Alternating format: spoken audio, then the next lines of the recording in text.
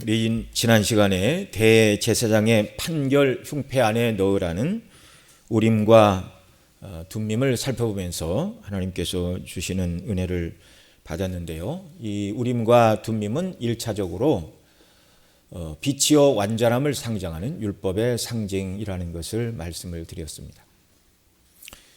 그래서 이 지성소 언약궤, 지성소 안에 언약궤 안에 바로 하나님의 언약의 두 돌비가 들어있었죠. 그래서 그 언약의 돌비, 곧 하나님의 계명대로 하나님의 인생을 판단하실 때 인생은 모두가 죄인이고 하나님의 진노와 심판과 형벌을 받아야 마땅한 자들입니다. 그 하나님의 진노를 가려우는 것이 지성소에는 이제 언약궤 위에 속죄소, 거기에 속죄의 피를 뿌리고 하나님의 진노를 달래는 그런 일을 행하였습니다. 그 피가 바로 장차 십자가에서 피 흘려 죽으실 예수 그리스도의 피의 예표였다고 말씀을 드렸습니다. 이렇게 지성소의 안에 언약궤 안에 언약의 두 돌비가 이렇게 숨겨져 있었던 것처럼 제사장의 입고 있는 옷 판결 흉배 안에도 숨겨진 것이 있었죠. 판결 흉배 안에 우림과 둠밈을 그 주머니 속에 넣으라 이렇게 말씀을 하셨습니다. 그래서 언약궤 안에 언약의 두 돌비가 있었던 것처럼 바로 우림과 둠밈은 하나님의 계명의 상징이다 말씀을 드렸는데 지성소 안에만 하나님의 언약의 말씀이 있는 것이 아니라 제사장이 입고 있는 판결 흉배 안에도 하나님의 율법의 말씀이 들어있다 그 말입니다. 그래서 그 율법의 저주로부터 우리를 구원하시는 구원의 방식을 지성소에 있는 그런 속죄소뿐만 아니라 제사장이 입고 있는 옷을 통해서도 우리에게 가르쳐 주신다. 이걸 우리가 지난주에 살펴봤습니다. 첫째로는 제사장이 입고 있던 그 에봇과 판결 흉배를 만들려고 하는 재료가 금실, 청색, 자색, 홍색 그리고 가늘게 꼰 흰 배실로 짜라 그렇게 우리가 살펴봤는데요. 그 모든 것들이 다 그리스도의 상징이었습니다. 금은 그리스도의 신성, 청색은 하늘로부터 오신 하나님의 아들이심을 증거하는 것이었고 자색은 왕이 입는 옷의 색깔이었고 홍색은 피의 색, 그리스도의 고난을 예표하는 것이었고 또 흰실로 짜라고 하셨는데 흰색은 죄 없으신 그리스도의 의로우신 인성 그리고 그분이 이루신 의를 우리에게 전가하시는 그리스도의 의를 우리에게 전가해 주시는 그 은혜.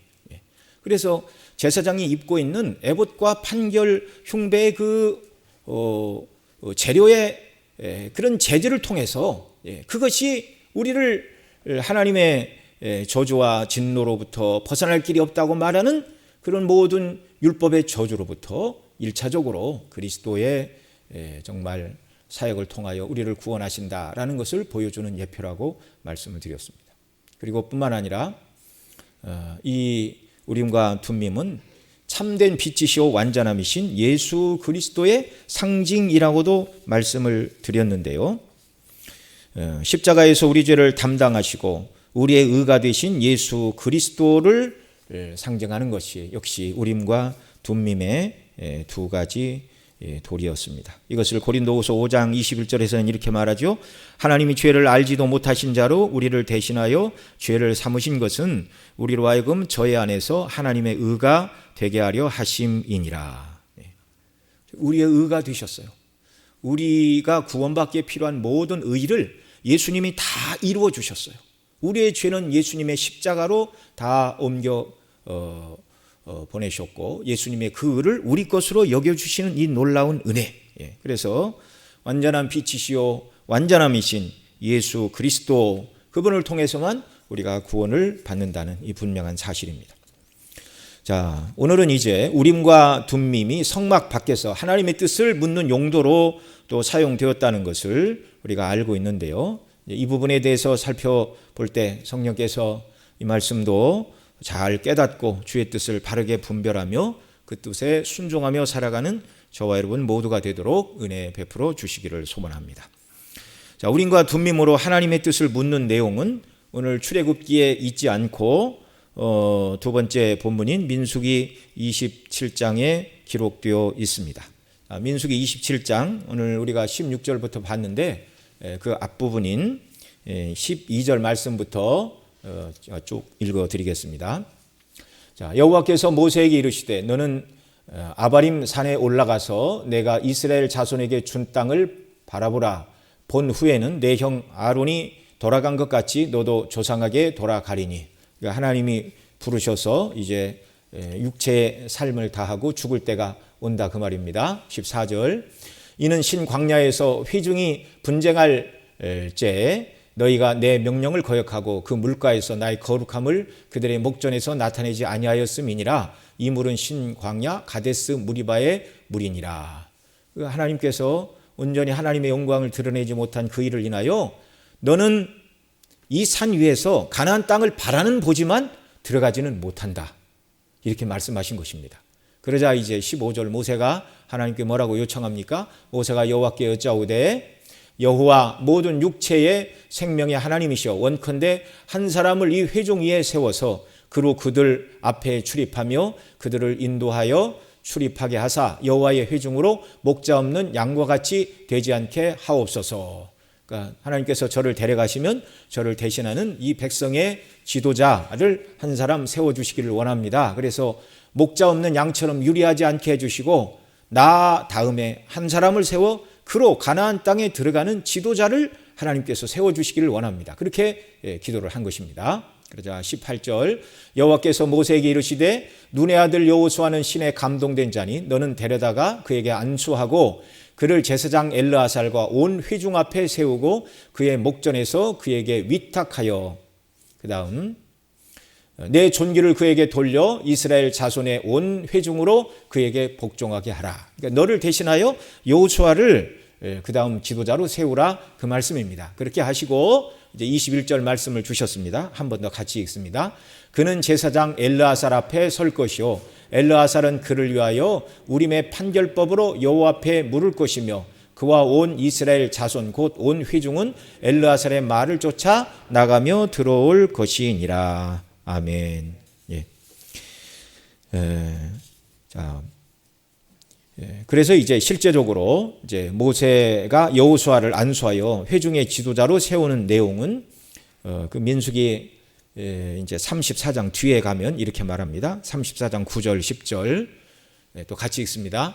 모세가 눈의 아들 여호수아에게 안수하였으므로 그에게 지혜의 신이 충만하니 이스라엘 자손이 여호와께서 모세에게 명하신 대로 여호수아의 말을 순종하였더라. 그 후에는 이스라엘에 모세와 같은 선지자가 일어나지 못하였으니 모세는 여호와께서 대면하여 아시던 자요. 예.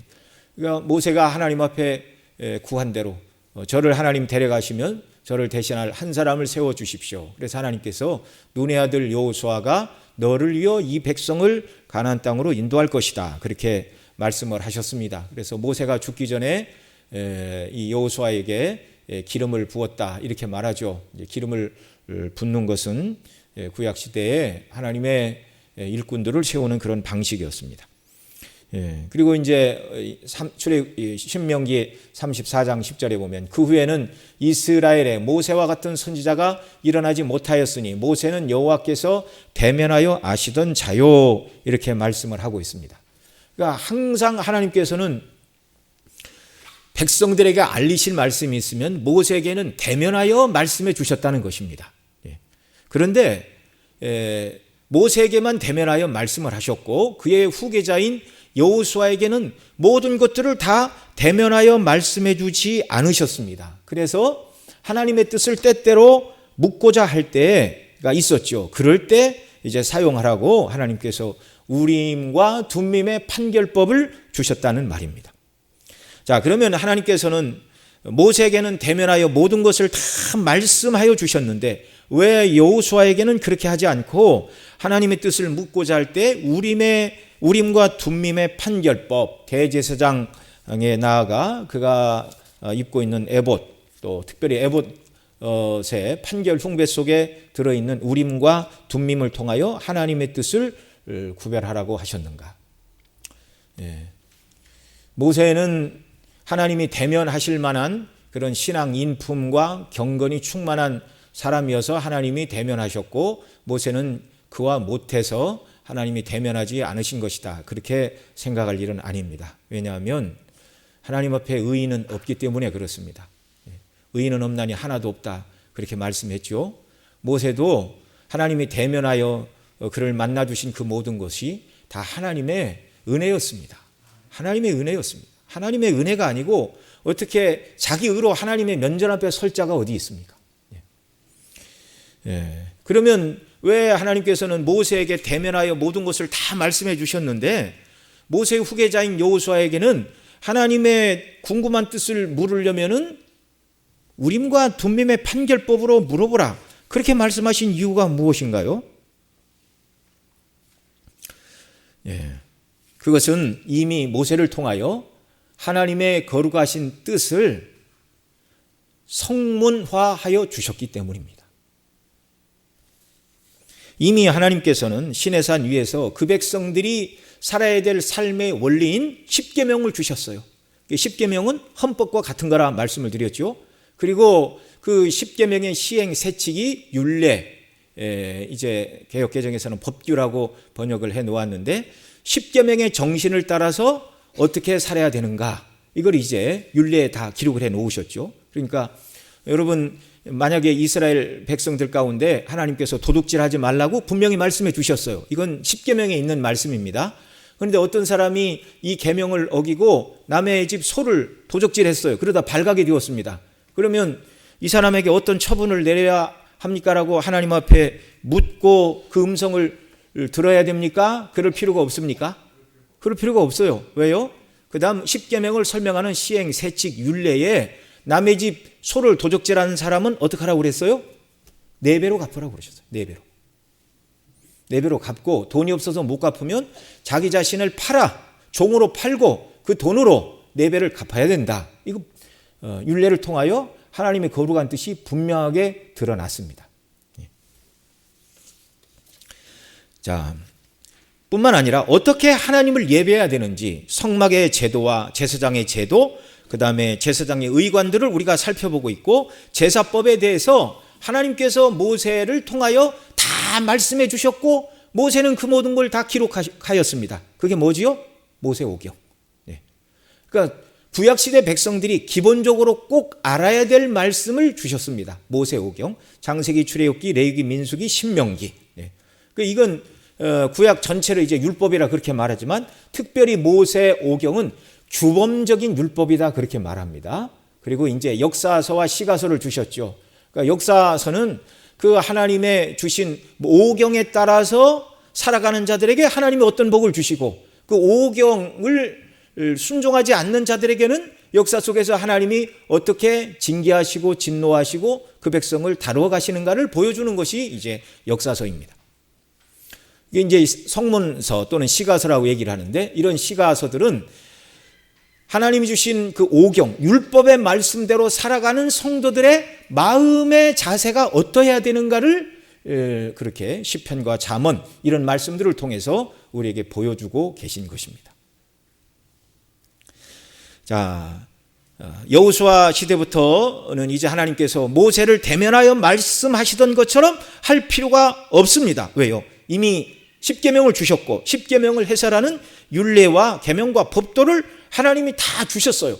그런데 이제 다만 하나님이 주신 십계명과 율례와 법도를 가지고도 알 수 없는 부분들, 그런 부분들에 대해서만 대제사장이 입은 에봇 위에 판결 흉배 안에 들어있는 우림과 둠밈의 판결법을 통하여 하나님의 뜻을 알고 그 뜻에 순종해야 된다. 이렇게 말씀해 주신 것입니다.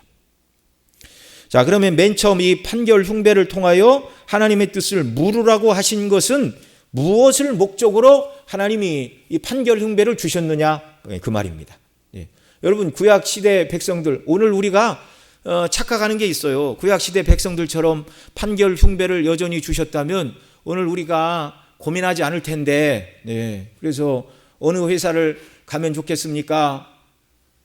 어느 직장을 가야 됩니까? 누구랑 결혼해야 됩니까? 이사를 가야 되는데 어디로 가야 됩니까? 여러분, 다 구약시대처럼 판결 흉배가 있어서 하나님께 물어보면 좋겠죠. 근데 여러분, 우리가 오해하면 안 됩니다. 구약시대에도 그런 걸 하나님 앞에 묻지 않았어요. 판결 흉배를 가지고 하나님의 뜻을 물으라고 하신 것은 여호수아가 가나안 땅 정복 전쟁을 통하여 가나안 땅을 다 정복한 다음 그 땅을 분배할 때에 바로 우림과 둠밈의 판결법을 따라 하나님께 묻고 지파들에게 땅을 나누어 주라, 그렇게 말씀하신 것입니다. 그걸 민수기 26장 55절 56절에서 이렇게 말합니다. 오직 그 땅을 제비 뽑아 나누어 그들의 조상 지파의 이름을 따라 얻게 할지니 그 다소를 물어나고 그 기업을 제비 뽑아 나눌지니라. 그 제비 뽑는 방식이 우림과 둠밈의 판결법이었습니다. 그 다음 민수기 34장 17절에 이렇게 말합니다. 너희가 땅을 기업으로 나눌 자의 이름은 이러하니 제사장 엘르아살과 눈의 아들 여호수아니라. 자, 왜 땅을 나누어 주는 일에 여호수아와 제사장 엘르아살을 명하고 있죠?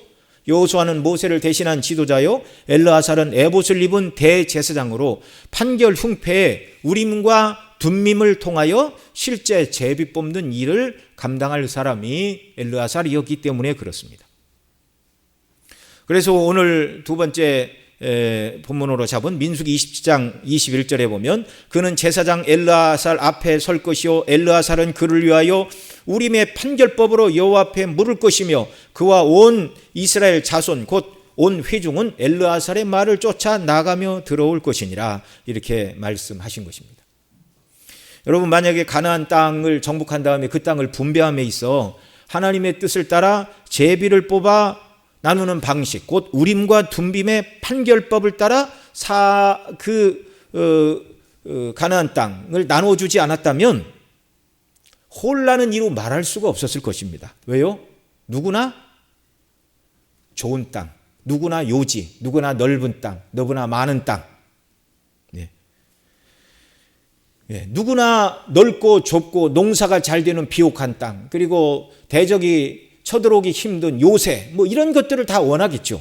그런데 12지파는 다 하나님의 언약의 백성입니다. 누구에게나 자격이 있어요. 그렇잖아요? 그러면 여호수아가 이걸 어떻게 분배를 합니까?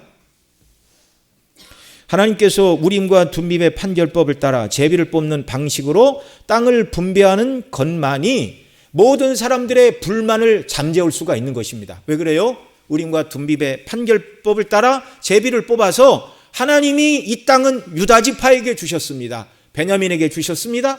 에브라임에게 주셨습니다. 므낫세에게 주셨습니다. 라고 하나님의 뜻임이 드러날 때 어느 누구도 이 일을 제기할 수가 없는 것입니다.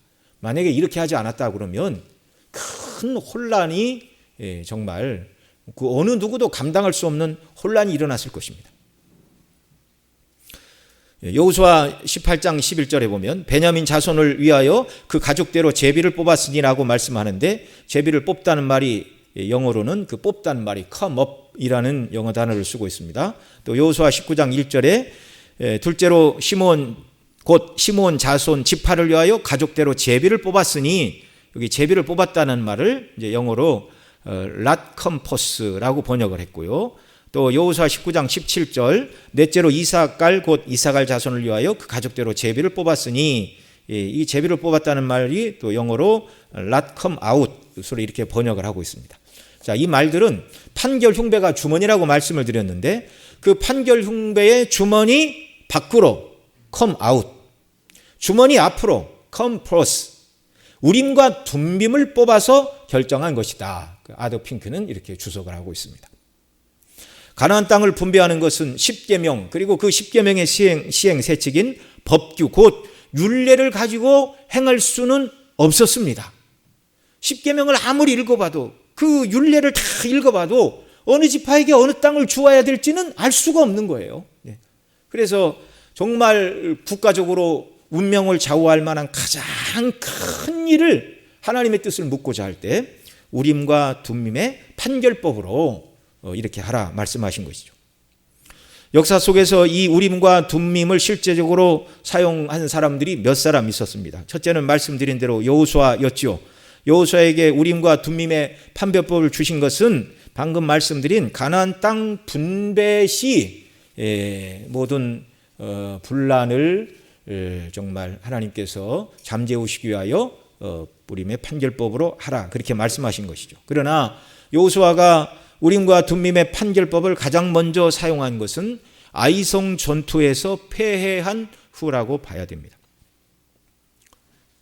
큰 여리고성을 넘고 조그마한 아이성을 정복하지 못하고 이스라엘 백성들이 죽었어요. 그래서 여호수아가 낙담했죠. 하나님, 이게 무슨 일입니까 도대체? 큰 성도 넘었는데 조그마한 성 때문에 백성들이 저 성을 정복하지 못하고 백성들의 마음이 물처럼 녹아버리고 나머지 싸움을 어떻게 해야 됩니까? 이리 염려하고 두려워 떨 때 하나님께서 여호수아에게 나타나셨어요. 나타나셔서 패전의 이유는 죄 때문이다. 여리고성을 정복하고 첫 열매는 다 여호와께 바치는 것이잖아요. 율법에 의하면. 그래서 가나안 땅의 첫 성의 모든 금과 은과 보화 모든 건 다 여호와의 것이다. 그랬는데 아간이 욕심을 내었습니다. 금과 은과 옷을 취하고 도적하고 사기하여 자기 기국 가운데 둔 자 때문에 전투에서 패했다. 하나님이 그렇게 말씀하셨잖아요. 그리고 하나님께서 그 범죄를 저지른 자가 아간이다 이렇게 여호수아에게 말씀하셔도 되는데 아간이라는 얘기는 안 하시고 12지파를 다 나오게 하라. 그래 12지파가 나왔는데 유다 지파가 뽑혔고 유다 족속에 나올 때 세라 족속이 뽑혔고 세라 족속의 남자들이 나올 때 삽디가 뽑혔고 삽디의 가족들을 나오게 할 때 아간이 뽑혔습니다. 제비로 죄를 범한 아간을 뽑으셨는데 그 방식이 바로 우림과 둠빔의 판결법을 맨 먼저 사용한 것이 참 불행하게도 아간의 범죄였다 그 말이죠. 두 번째, 이 우림과 둠빔을 사용한 사람, 명시적으로 이것을 사용한 사람은 사울 왕이었습니다. 사무엘상 14장 41절에 보면 이에 사울이 이스라엘의 하나님 여호와께 아뢰되 원컨대 실상을 보이소서 하였더니 요나단과 사울이 뽑히고 백성은 면한지라. 이렇게 우리말 성경에는 되어 있는데요. 영어 성경 ESV에서는 이렇게 번역합니다. 만일 저나 제 아들 요나단에게 죄가 있다면 우림을 주시고 만일 백성들에게 죄가 있다면 둠밈을 주십시오. 그렇게 번역을 하고 있습니다. 근데 이제 결국 사울과 요나단이 뽑혔고 사울과 요나단 사이에 또 이제 요나단이 뽑히게 되었죠. 이제 이건 이제 좀 설명이 필요한데 블레셋과의 전투가 일어났습니다. 근데 먼저 요나단이 그 종자를 데리고 가서 싸워서 큰 승리를 거두었어요. 그러자 이스라엘이 이제 합세해서 그날 전투를 해서 승리를 거두었습니다. 그런데 이 사울 왕이 뭐라고 그랬냐면 해가 지기까지, 이날이 다가기까지, 그러니까 해가 지고 저녁이 되면 이제 다음 날이 시작이 되는데 그때까지 아무것도 먹지 말고 싸워라 그렇게 얘기를 했어요. 그런데 요나단은 그 얘기를 듣지 못하고 들에 후르는 꿀을 찍어 먹고 기운을 얻고 나가서 싸워 큰 승리를 거두었습니다. 그리고 이제 저녁이 되자 이제 하루가 끝났잖아요. 밤이 되자 백성들이 짐승을 잡아서 시큰 먹고 기운을 얻었습니다. 그러자 사울 왕이 자 그러면 우리 새벽까지 블레셋을 추격하여 완전한 승리를 거두자 이렇게 말하자 제사장이 여호와 앞에 한번 물어보시죠. 그러자 이 에봇을 가지고 오라고 해서 물었어요. 하나님 우리가 블레셋을 끝까지 추격을 할까요? 그랬더니 하나님 대답을 하지 않으십니다. 그래서 이 두 번째 죄 때문에 하나님 응답을 안 하시는구나 그렇게 생각을 하고 방금 읽어드린 말씀 사울이 이스라엘 하나님 여호와께 아뢰되 원컨대 실상을 보이소서 영어 EBS에서 번역한 대로 만일 저나 제 아들 요나단에게 죄가 있다면 우림을 주시고 백성들에게 죄가 있다면 둠밈을 주십시오 할 때 이제 사울과 요나단이 뽑혔고 그 다음에 요나단이 이제 지목이 되는 그런 내용들이었습니다. 그 다음에 또 이 우림과 둠밈을 명시적으로 사용했다고 성경이 밝히고 있는 인물은 다윗입니다. 사울이 대제사장 아히멜렉이 다윗에게 진설병에서 물려낸 떡을 주고 그리고 골리앗에게 빼앗은 칼을 주었다는 이유로 대제사장 아히멜렉과 그리고 85명의 제사장을 에돔 사람 도에게 손으로 쳐 죽일 때 그 아히멜렉의 아들 아비아달이 에봇을 가지고 그일라에 있는 다윗에게로 도망을 쳐서 목숨을 구했습니다. 그 이후 다윗은 어려운 일이 있을 때마다 아비아달에게 에봇을 가져오라 하여 사울이 자기를 이 그일라 거민들을 블레셋의 손에서 다윗이 구원했어요. 그런데 다윗이 이렇게 추격을 한다고 이야기를 듣습니다. 그러자 에봇을 가지고 오라고 하고 하나님께 묻습니다. 하나님 아버지 사울이 나를 잡으려 이 그일라에 내려올까요? 내려오리라. 그러면 그일라 사람들이 저를 사울에게 내어줄까요? 그들이 너를 사울에게 내어주리라. 하나님께서 에봇에 있는 판결 흉배인 우림과 둠밈의 판결법으로 다윗에게 말씀을 해 주셨습니다. 그 이후 역사 속에는 우림과 둠밈으로 여호와께 물었다는 기록이 없습니다. 그 이유는 이제 선지자를 통하여 하나님께서 뜻을 가르쳐 주시고 이렇게 하셨습니다. 대부분 죄를 지으니까 선지자를 보내서 책망을 하신 거예요. 그리고 바벨론 포로 이후에는 우림과 둠밈의 행방을 알 수 없게 되었습니다. 성전이 파괴될 때 우림과 둠밈이 사라져버리고 말았습니다. 그래서 포로에 돌아온 사람들, 에스라 2장 62, 63절에 보면 포로에 돌아온 사람들 중에서 이렇게 여러 사람의 족보를 얻었는데 제사장의 족보를 이렇게 연구하다 보니까 이 사람이 제대로 된 제사장인지 아닌지 알 수 없는 사람들이 몇 있었어요. 그래서 이렇게 말합니다. 이 사람들은 계보 중에서 자기 이름을 찾아도 얻지 못하므로 그들을 부정하게 여겨 제사장의 직분을 행하지 못하게 하고 방백이 그들에게 명하여 우림과 둠밈을 가진 제사장이 일어나기 전에는 지성물을 먹지 말라 하였느니라. 족보에 찾아도 제사장의 족보에서 이름을 발견할 수 없는데 그런데 자기들은 제사장의 후예라고 이렇게 말하는 사람들. 이것은 하나님 앞에 물어서 대답을 얻을 수밖에 없는데 우림과 둠밈이 사라져서 우림과 둠밈의 판결법으로도 물을 수가 없는 시대가 되었다는 말입니다. 다윗 이후에는 우림과 둠밈이 등장하지 않고요. 그다음에 바벨론 포로 이후에는 아예 다 분실을 해서 뭔가도 모릅니다. 이제 여러분이 뭐 이렇게 인터넷 같은 데 찾아보면 우림은 흰색 돌, 그다음에 둠밈은 검정색 돌, 뭐 이제 바둑판의 흰 돌, 검정 돌처럼 그렇게 설명을 하는데 그건 사람들의 추정이지 아무도 본 사람이 없어요. 자, 여러분 어떻습니까? 하나님의 뜻을 알 수 있는 판결 흉배 안에 우림과 둠밈이 바벨론과의 전쟁 속에서 유실되고 잃어버려서 더 이상 하나님의 뜻을 알 수가 없어서 참으로 애석하기 그지없는 일이 되었습니까?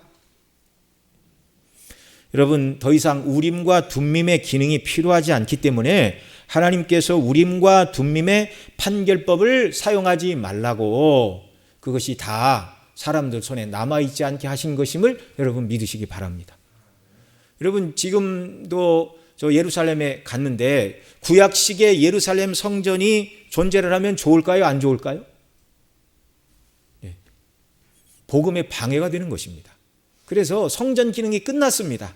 그래서 그 성전을 지금 다 회교도들이 황금사원으로 바꿔놨잖아요.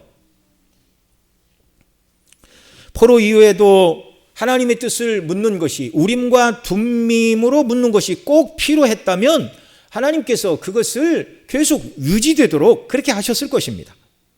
그러나 우리의 완전한 대제사장 예수께서 완전한 대속의 제사를 드림으로 구약의 모든 의식법, 성전과 성전 제사제도, 제사장 제도를 완성하신 후에는 그 모든 것이 다 그리스도를 비추는 그림자들이었기 때문에 원형과 실체가 오셨으니 그림자는 사라져야 됩니다.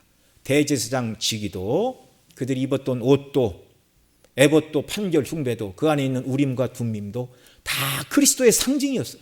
그러니까 더 이상 필요하지 않은 것입니다.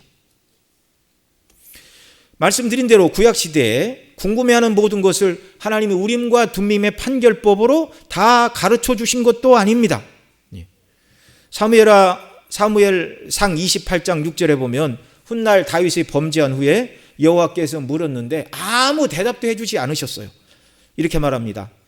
5절 6절에 보면 사울이 블레셋 사람의 군대를 보고 두려워서 그 마음이 크게 떨린지라 사울이 여호와께 묻자오되 여호와께서 꿈으로도 우림으로도 선지자로도 그에게 대답지 아니하시므로. 그래서 사울이 행한 일이 신접한 여인을 통하여 죽은 사무엘을 불러 올리는 그런 일을 했던 것입니다. 앞서 말씀드린 사무엘상 14장 블레셋을 추격할까요 말까요 라고 에봇을 통하여 물었지만 하나님이 대답해 주지 않으셨어요. 누가 죄가 있습니까? 라고 물을 때는 대답을 해 주셨어요. 자, 여러분 이걸 통하여 우리가 무엇을 할 수 있죠? 구약시대라 하도 내가 궁금해하는 모든 것을 하나님이 우림과 둠밈의 판결법으로 다 말씀해 주신 것은 아니란 말입니다. 죄가 누구에게 있습니까? 라고 물을 때는 가르쳐 주셨어요. 그러나 죄를 회개하지 않고 하나님의 뜻을 물을 때는 가르쳐 주지 않으셨습니다. 뭐가 먼저예요? 회개가 먼저예요. 회개가 먼저. 그리고 대다수의 일들은, 자, 이 처음에 우림과 둠밈의 판결법을 여호수아에게 주신 것은 가나안 땅 분배를 위한 목적이 가장 첫 번째라고 말씀을 드렸죠. 그런 일들, 그 다음에 사울과 다윗이 사용했던 것처럼 나가서 전쟁을 하고 국가의 명운이 달려있는 이런 일들에 대해서는 하나님이 우림과 둠밈으로 간의 응답을 하셨지만, 오늘 우리가 궁금해하는 것처럼 어느 학교를 가야 됩니까? 어느 직장을 가야 됩니까? 누가 결혼을 해야 될까요? 이런 것을 가지고는 우림과 둠밈의 판결법으로 묻지도 않았고 그런 것에 하나님은 대답하지 않으십니다.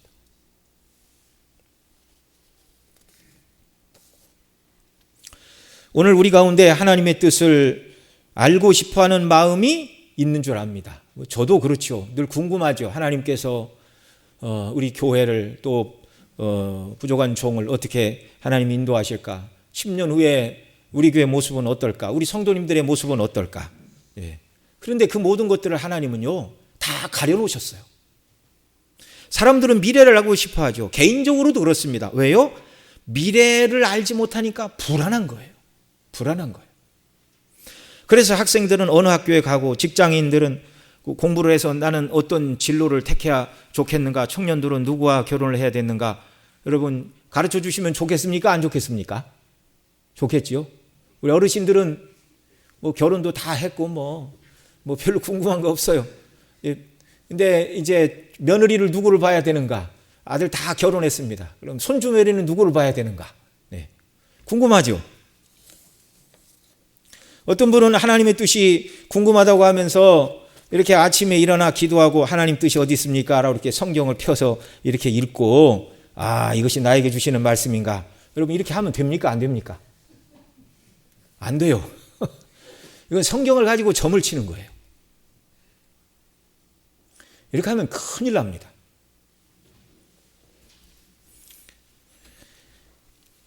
하나님께서 가나안 땅에 들어간 후에 점쟁이나 무당이나 신접한 자들을 다 어떻게 하라고 그러셨어요?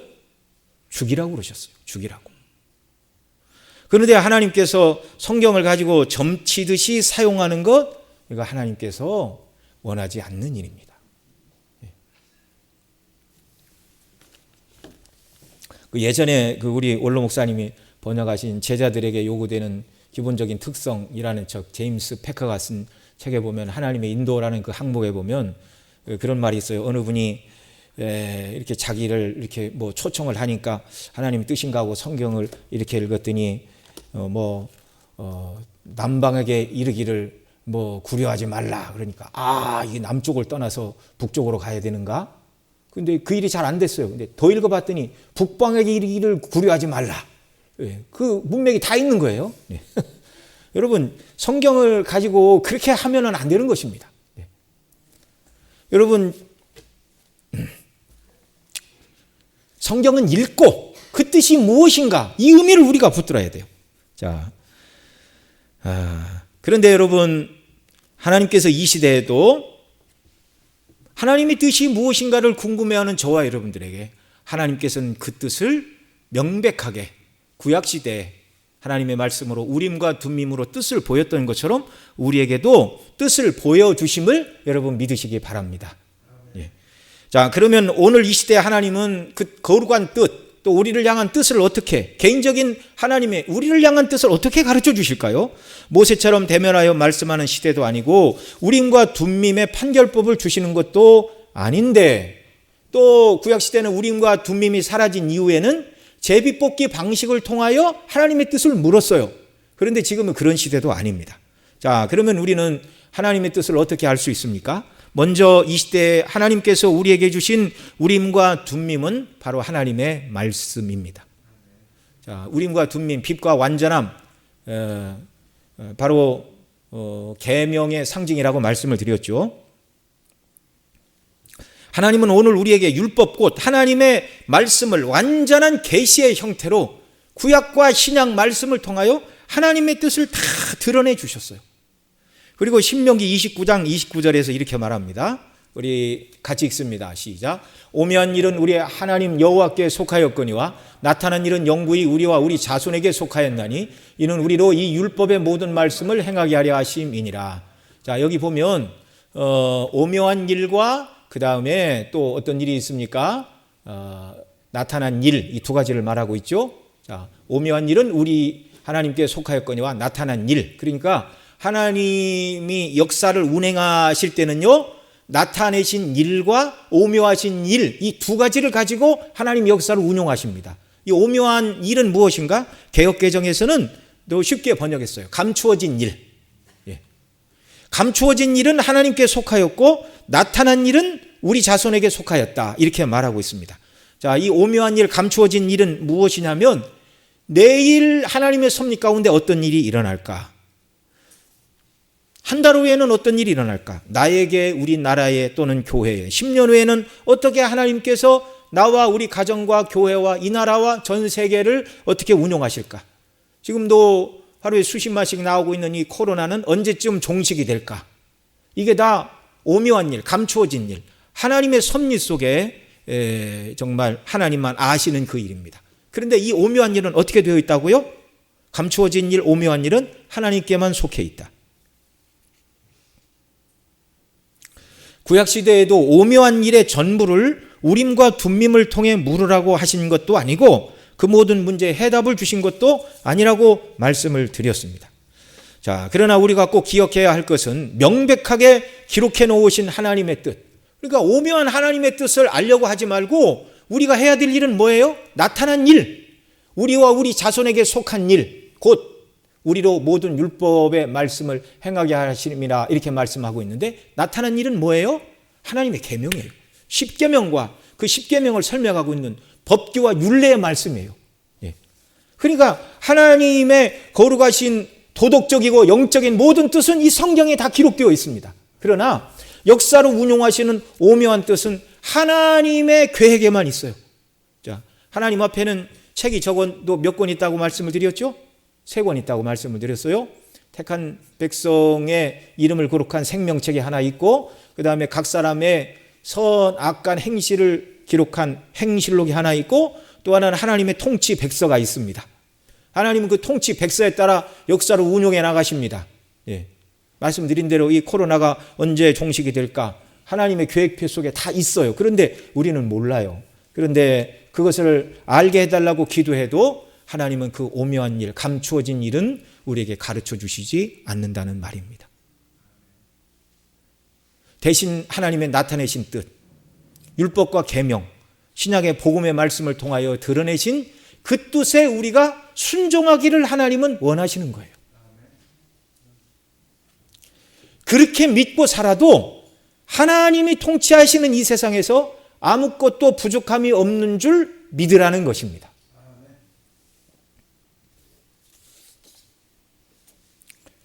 여러분, 하나님의 거룩한 뜻이 분명히 드러난 것에 대해서는 기도를 할 필요가 있습니까? 없습니까? 없어요. 그런데 성경에 보면 이스라엘이 출애굽하고 이렇게 광야길을 건너 가나안 땅으로 들어갈 때 모압 왕 발락이 선지자 발람을 돈으로 매수를 해서 이스라엘 백성들을 저주하라고 그랬습니다. 근데 발람이 그런 일을 하면 됩니까? 안 됩니까? 하나님의 선지자가 하나님의 백성을 저주하는 게 하나님 뜻이에요? 아니에요? 그런데 돈을 주고 저주해달라고 그러니까 내가 한번 기도해 보겠습니다. 이렇게 말을 했어요. 하나님께서 저주하라고 그럽니까? 축복하라고 그럽니까? 축복하라고 그러죠.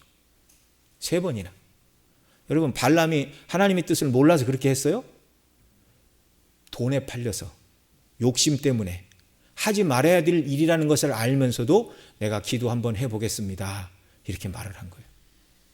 결국 그 발람은 가나안 땅에 들어간 이스라엘의 칼날에 의해서 죽었습니다. 여러분, 도둑질하지 말라는 것이 하나님의 거룩한 뜻인데, 예. 사람을 조금만 속이면 큰 돈이 큰 돈이 이렇게 수입이 들어온다고 그래봐요. 하나님 한 번만 눈 감아 주십시오. 큰 수입을 주시면 제가 거기 절반 뚝 떼갖고 헌금하겠습니다. 하나님 뜻입니까? 아닙니까? 절대 그런 기도는 해서는 안 되는 거예요.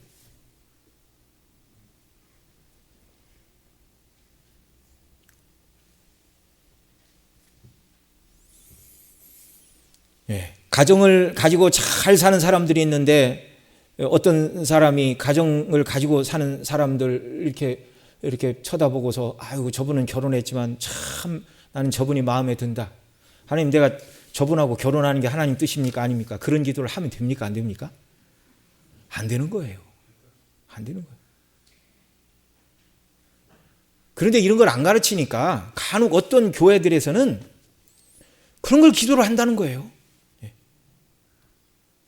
어떤 사람들은 하나님 제가 누구를 사랑하는데 하나님 뜻이 어디 있습니까?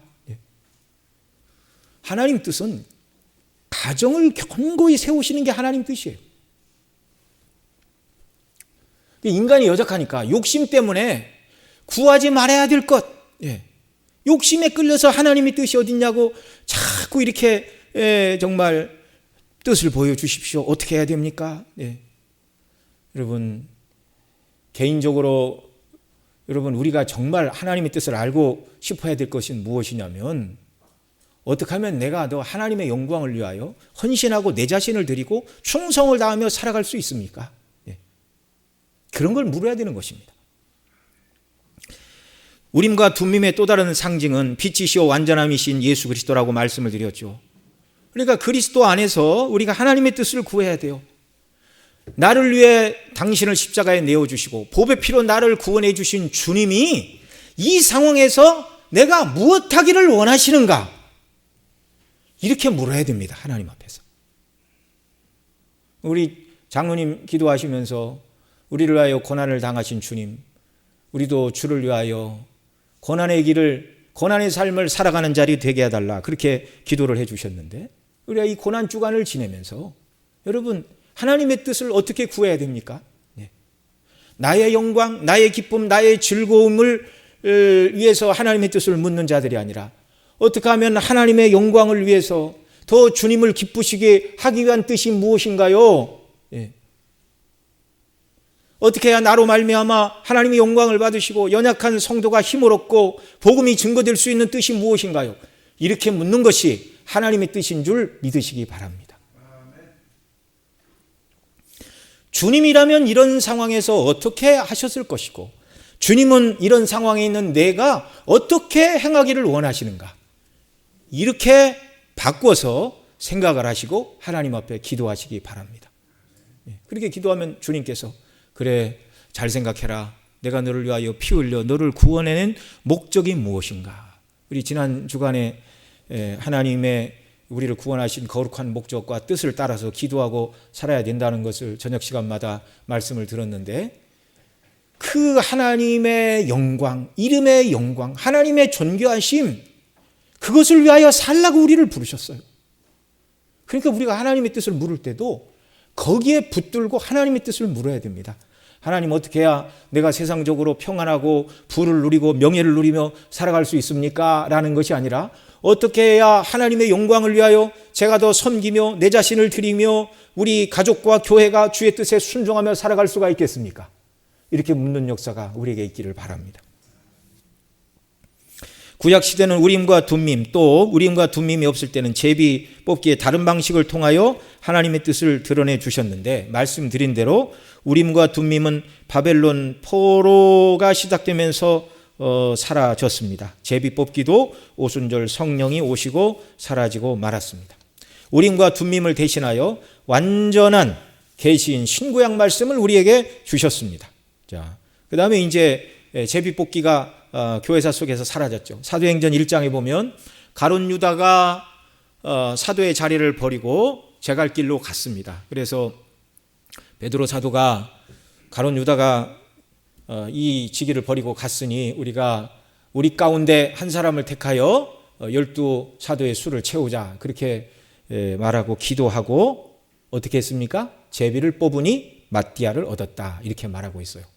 그런데 사도행전 6장에 가면 일꾼을 선출함에 있어서 더 이상 제비 뽑지를 않고 이제 선출을 합니다. 사도들이 이렇게 말해요. 너희 가운데서 성령과 지혜가 충만하여 칭찬 듣는 사람 7을 택하라. 7을 어떻게 하라고요? 택하라고요. 그전에는 7사람이 필요하면 7명을 제비를 뽑았는데 이제는 7명을 어떻게 하라고요? 택하라. 더 이상 제비뽑기를 통하여 하나님의 뜻을 묻지 않고 7 집사를 회중으로 하여금 선택하라, 투표하라, 그 말입니다. 왜 제비뽑기 대신에 투표를 이렇게 하게 된 것입니까? 성도들의 심령에 성령님이 오셨기 때문에 그렇습니다. 우리가 하나님께 기도할 때 하나님은 우리에게 어떤 방식으로 응답을 하시고 우리와 소통을 하시는 것이죠? 바로 성령의 감동하심과 인도하심, 교통하심 속에서 우리가 하나님의 인도하심을 받는 것입니다. 성령이 오셨으니 더 이상 하나님의 뜻이 무엇인가, 제비뽑기를 통해서 하나님의 뜻을 물을 이유가 없어요. 왜요? 성도들의 심령에 내주하시는 성령께서 친히 성도들의 마음을 감동하사 하나님의 뜻이 무엇인가를 드러내 주실 것이기 때문에 그렇습니다. 성령은 2가지 면에서 우리를 도우십니다. 바르게 기도하도록 하시는 것이죠. 로마서 8장 26절 같이 읽습니다. 이와 같이 성령도 우리 연약함을 도우시나니 우리가 마땅히 빌 바를 알지 못하나 오직 성령이 말할 수 없는 탄식으로 우리를 위하여 친히 간구하시느니라. 마음을 감찰하시는 이가 성령의 생각을 아시나니 이는 성령이 하나님의 뜻대로 성도를 위하여 간구하심이니라. 이렇게 말씀을 합니다. 자, 우리 지난주 전교인 작정기도 시간에도 말씀을 드렸는데 여기 성령이 빌 바를 알지 못하는 이를 위하여 친히 간구하신다, 그 말이 성령께서 우리를 대신하여 하나님 앞에 기도하신다는 말이 아니라 우리를 깨우쳐 각성시켜 바른 기도가 무엇인가를 깨우쳐 주시고 바르게 기도하도록 도우신다. 칼빈이 그렇게 주석하고 있다 말씀을 드렸습니다. 자, 기도를 통하여 우리가 하나님의 뜻을 묻는데 바른 기도를 성령께서 가르치심으로 말미암아 우리가 드리는 바른 기도를 통하여 하나님의 뜻이 무엇인가를 성령께서 가르쳐 주시는 거예요. 성령께서 우리 기도를 바르게 가르치시는 일을 통하여 어떻게 기도해야 된다.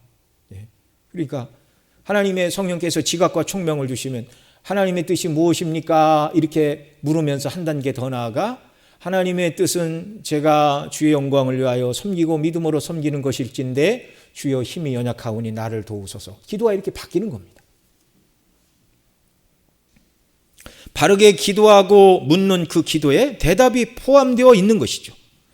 하나님이 누구신가를 바로 알고 하나님의 이름의 영광과 그 나라와 뜻을 이루어 주시기를 위하여 간구할 때 성령께서 우리의 기도를, 부족한 우리의 기도를 가르치시고 선한 길로 인도하신다는 말씀입니다. 2번째로 성령께서는 우리 마음에 소원을 두고 행하게 하십니다. 빌립보서 2장 12절로 14절에서 사도 바울은 이렇게 말합니다. 같이 읽습니다. 그러므로 나의 사랑하는 자들아, 너희가 나 있을 때뿐 아니라 더욱 지금 나 없을 때에도 항상 복종하여 두렵고 떨림으로 너희 구원을 이루라. 너희 안에서 행하시는 이는 하나님이시니 자기의 기쁘신 뜻을 위하여 너희로 소원을 두고 행하게 하시나니 모든 일을 원망과 시비가 없이 하라. 아멘. 자, 두렵고 떨림으로 구원을 이루라, 이 말씀은 성화의 구원을 이루라는 말씀이죠. 그 방식이 하나님께서는 믿음으로 살기를 원하는 성도의 심령 속에 하나님이 자기의 기쁘신 뜻을 위하여 너희로 소원을 두고 행하게 하신다, 이렇게 말씀하고 있습니다. 마음의 소원과 감동을 주시고 하나님이 기뻐하시는 뜻대로 살도록 말씀으로, 우리를 말씀으로 그리스도를 닮은 사람으로 인도하시고 세우시는 분이 바로 성삼위 하나님 중에 성령 하나님이시라는 말입니다. 자, 하나님의 기쁘신 뜻을 위하여 우리 마음에 소원을 두고 행하게 하시는데 그 소원을 일으키시는 분이 누구라고요? 성령님이라고요. 성령님. 우리가 죄 가운데 빠지고 본성의 원리가 충만하게 될 때는 성령께서 역사하시지 않으십니다. 그러나 회개하고 성령을 의지하고 성령이 우리를 온전히 주장하실 때 우리 마음속에 일어나는 이런 하나님이 기뻐하시는 뜻을 위하여 마음의 소원이 일어나는 것, 바로 성령님의 역사로 그런 감동과 감화를 우리에게 주신다는 말입니다. 하나님은 저와 여러분을 오늘 이렇게 인도하십니다. 첫째, 무엇으로요? 말씀을 통해서. 오묘한 모든 일은 다 드러내시지 않으십니다. 하나님의 윤리적이고 도덕적이고 거룩한 뜻을 하나님의 성경을 통해서 드러내셨으니 우리가 할 일은 말씀에 순종하는 일이고, 그 다음에 더 구체적으로 예수님의 십자가의 보혈로 구속함을 받은 내가 이런저런 선택지가 있지만 무엇을 선택해야 주님이 더 기뻐하시고 주님의 이름이 높아질까를 기준으로 선택해 나가는 것. 이게 하나님 우리를 인도하시는 방식입니다. 그리고 세 번째는 성령의 인도하심을 받는 것인데 바르게 기도하도록 우리를 도우실 뿐만 아니라 우리가 성령의 도우심과 은혜를 간구할 때 성령께서는 우리의 마음에 어떻게 역사하신다고요? 마음에 소원을 두고 행하게 하신다고요. 그러니까 하나님 말씀 통해 은혜 받고 기도하여 마음에 은혜를 주시고 마음에 어떤 감동이 왔어요. 그럼 이게 뭡니까? 하나님의 뜻이에요. 하나님의 뜻.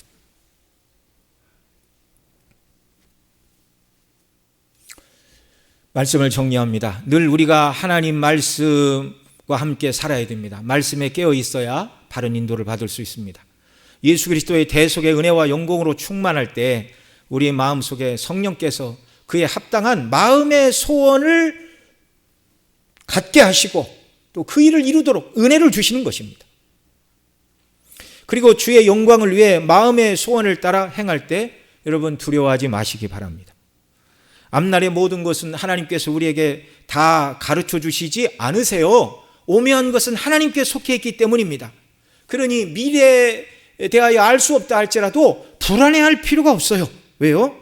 믿음을 따라서 우리가 살아온 오늘까지 하나님이 우리를 지금껏 인도하신 하나님이심을 믿으시기 바랍니다. 그래서 사무엘은 뭐라고 그랬어요? 블레셋과의 전투에서 승리한 다음에 하나님께서 우리를 여기까지 도우셨다라고 돌을 세우고 그 돌 이름을 에벤에셀이라고 이름을 붙였어요. 도움의 돌. 여기까지 도우셨다. 저와 여러분의 인생의 삶을 여기까지 도우신 에벤에셀의 하나님께서 세상 끝날 때까지 저와 여러분과 함께 하시는 임마누엘의 하나님이심을 믿으시기 바랍니다. 그러니까 하나님의 분명한 도덕적이고 영적인 뜻, 주의 영광을 위하여 무슨 일을 할까요? 라고 기도하고 마음에 감동을 주시는 그 뜻만 붙들고 나가면 하나님이 우리와 함께 하시는 거예요. 미래에 대해서 일일이 이거 해라 저거 해라 가르쳐 주시지 않아도 불안해하지 않아도 될 이유는 그 하나님이 우리와 지금도 함께 하시고 앞날도 함께 하시고 하나님의 선하신 뜻대로 우리를 인도하실 것이기 때문에 그렇습니다. 주님은 승천하시면서 제자들 곧 신약의 교회를 향하여 이렇게 말씀해 주셨어요. 마태복음 28장 18절로 20절 우리 같이 읽습니다. 예수께서 나와 일러 가라사대 하늘과 땅의 모든 권세를 내게 주셨으니 그러므로 너희는 가서 모든 족속으로 제자를 삼아 아버지와 아들과 성령의 이름으로 세례를 주고 내가 너희에게 분부한 모든 것을 가르쳐 지키게 하라. 볼지어다 내가 세상 끝날까지 너희와 항상 함께 있으리라 하시니라. 아멘. 우리가 구해야 될 것은 어떻게 하면 세상 끝까지 만민에게 복음을 전할 수 있습니까? 그 방식과 지혜를 가르쳐 주십시오. 이렇게 기도하는 것이고요. 하나님의 뜻 가운데 순종하는 성도들에게 우리 주님 분명히 말씀하시죠. 내가 세상 끝날까지 너희와 함께하리라. 그래서 앞날에 대해서 세세하게 어디로 이사를 하고 직장은 무엇을 잡고 누구랑 결혼하라 그런 거 일일이 말씀해 하시지 않아도 여러분 염려하시고 하시지 말고 불안해하실 필요가 없습니다. 마음의 소원을 두고 행하게 하시니까 자기가 가고 싶은 학교가 마음의 소원이 들면 거기에 목표를 세우고 열심히 공부해서 그 일을 하면 되는 겁니다.